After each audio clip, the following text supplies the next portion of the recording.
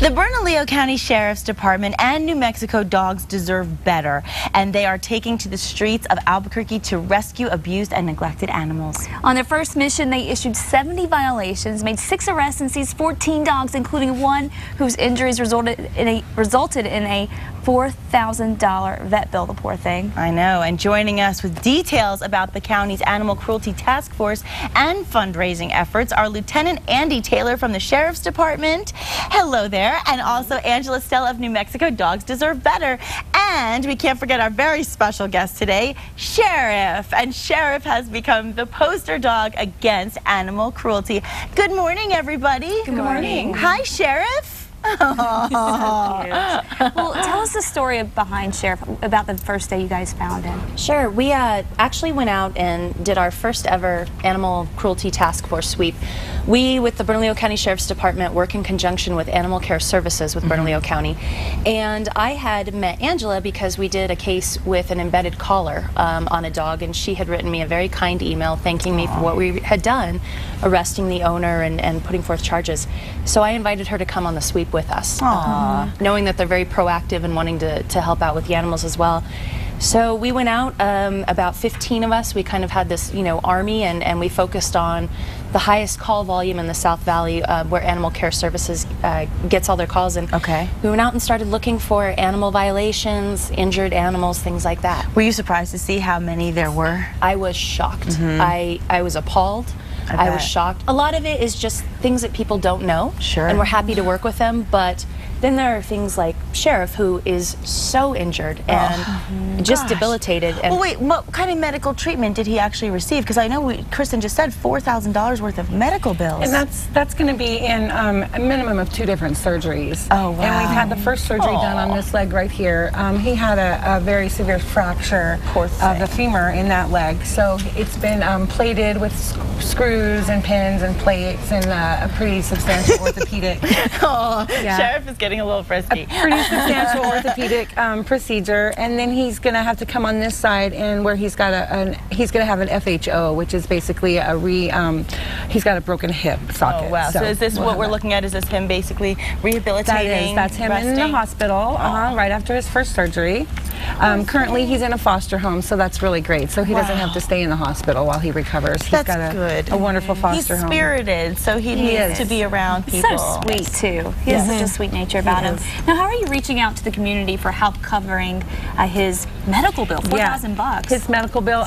New Mexico Dogs Deserve Better is a nonprofit. We're a 501c3, so we run solely on donations of our generous supporters. Sure. We're doing a lot of online fundraising efforts, events. We have little tubbies with his picture on it that we carry around at events. Asking for donations.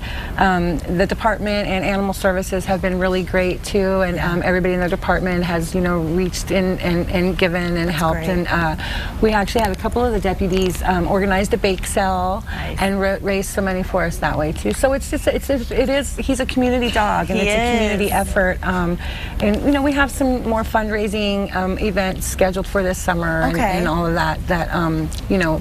And we'll keep our viewers posted on that. And I know you kind of touched on it, but tell us a little bit about what really prompted the formation of the Animal Cruelty Task Force and what your mission is exactly.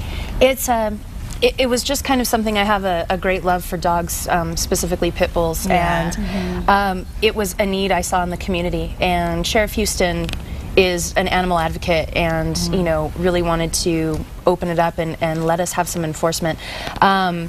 And so we just joined with Animal Care Services, their new director, Matthew Pepper, and we came up with a proposal. And it happened. So I feel a need to protect not only our 2-legged citizens, but our 4-legged citizens as well. They're a big part too, right? Yes, a big part of our lives. Now, Angela, can you tell us more about New Mexico Dogs Deserve Better? Sure. We're a New Mexico a federally registered 501c3 New Mexico charity.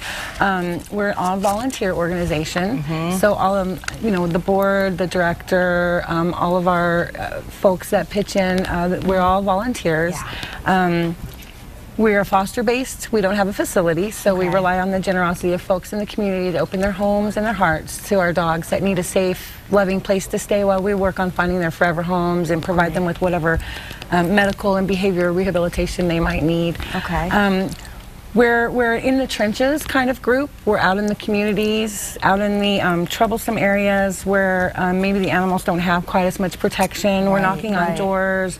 We're out regularly doing outreach in the communities, delivering dog food and dog houses. So nice. I mean, how do you go about finding these dogs that are being abused, or how do you? Well, we get a lot of tips from the community, a lot of tips from our supporters, you know, and it's really, you know, it's up to everybody to kind of be their voice and reach out, you know, and if you don't feel comfortable, you know, approaching somebody about their dog that's on a chain or something, you know, we're an organization that does that every day. Yes.